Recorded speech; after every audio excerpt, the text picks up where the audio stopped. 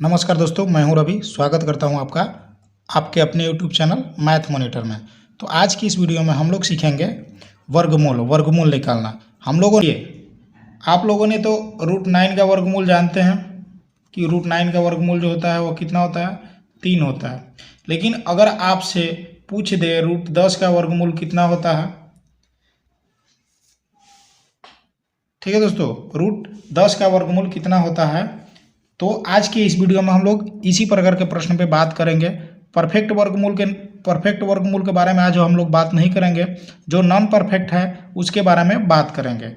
जैसे मान लीजिए √10 का वर्गमूल कितना होता है, √13 का वर्गमूल कितना होता है, ठीक है दोस्तों, और √37 का वर्गमूल कितना होता है, ठीक है दोस्तों, √11 का वर्गमूल कितना होता है। इसी प्रकार का एग्जाम में पूछा जाता है।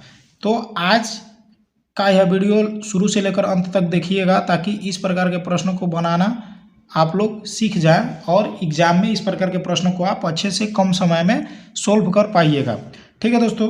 तो शुरू करते हैं हम लोग। देखिए, सबसे पहले √10 का वर्गमूल हम लोग निकालेंगे। ठीक, देखिए एक प्रश्न को मैं समझाता हूँ, अच्छे से समझिएगा। अगर अच्छा से समझ पाइएगा तो आप सारे प्रश्नों को आप खुद ही सोल्व कर पाइएगा। तो देखिए, जो अगर √10 दिया है, इसका वर्गमूल पूछ रहा है, तो हमें तो पता है कि इसका परफेक्ट वर्गमूल होगा नहीं। तो वर्गमूल होगा तो क्या होगा, देखिए सबसे पहले इसको हम लोग देखना है कि यह किस परफेक्ट वर्गमूल के पास में है, यानी कि नज़दीक में है। तो देखिए √9 के नज़दीक में है। वर्गमूल जो होता है √9 होता है, √16 होता है। तो 16 जो है काफ़ी इससे दूर है और जो 9 है वह इसके नज़दीक है। तो हम लोग जो परफेक्ट वर्गमूल है नज़दीक वाला ही लेंगे। तो यहाँ पे हो जाएगा 9, परफेक्ट वर्गमूल 9 हो गया और +1 कर देंगे, इसको √ कर देंगे। ठीक है दोस्तों, यहाँ तक आप लोग को कोई भी दिक्कत नहीं हुआ होगा। इस प्रकार हम इसको लिख सकते हैं, ठीक है दोस्तों। देखिए, जो यह √9 है, इसका तो परफेक्ट वर्गमूल कितना होता है, 3 होता है, जो कि आप लोगों को पता है। ठीक है दोस्तों, 3 हो गया। अब बचा कितना, बचा है 1। ठीक, अब 1 को हम लोग भाग दे देते हैं किससे, इसके 2 गुना से, 3 × 2। ठीक है दोस्तों, समझा रहा हूँ, अच्छे से समझिए। अगर एक प्रश्न को समझने में आप लोगों को समझ गए अच्छे से, तो आप इस प्रकार के प्रश्नों को आप खुद ही सोल्व कर पाइएगा। तो मेरा जो समझाने का तरीका है उसको आप अच्छे से समझिए। ठीक है दोस्तों, देखिए यहाँ पे हमने क्या किया कि √10, तो सबसे पहले जो परफेक्ट वर्गमूल होता है उसको हमने लिख दिया और +1 कर दिए, यानी कि 9 + 1 10 होता है। ठीक, इसके बाद 9 का वर्गमूल परफेक्ट कितना हुआ, 3। बचा कितना, 1 के बटा में 3, इसका 2 गुना से भाग दे देंगे। ठीक है दोस्तों, अब जब इसको आप बनाइएगा तो ये हो जाएगा, अभी 3 को छोड़ दिए हैं, ये हो जाएगा 1/6। ठीक है दोस्तों, अब इस 1 को 6 से भाग देना। यहाँ पे यही बोल रहा है 1 को 6 से भाग दीजिए।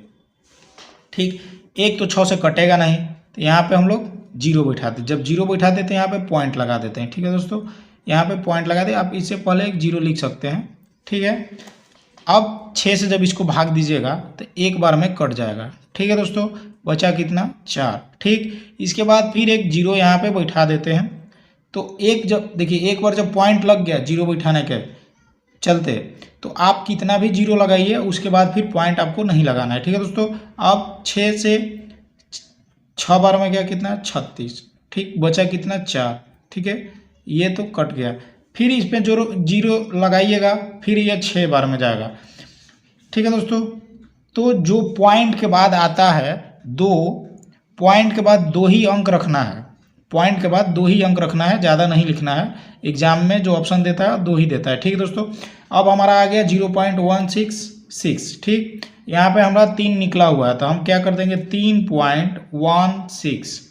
ठीक है दोस्तों, यही हो गया इसका फाइनल आंसर। आई होप कि आप इस प्रकार के प्रश्नों को बनाना सीख चुके हैं।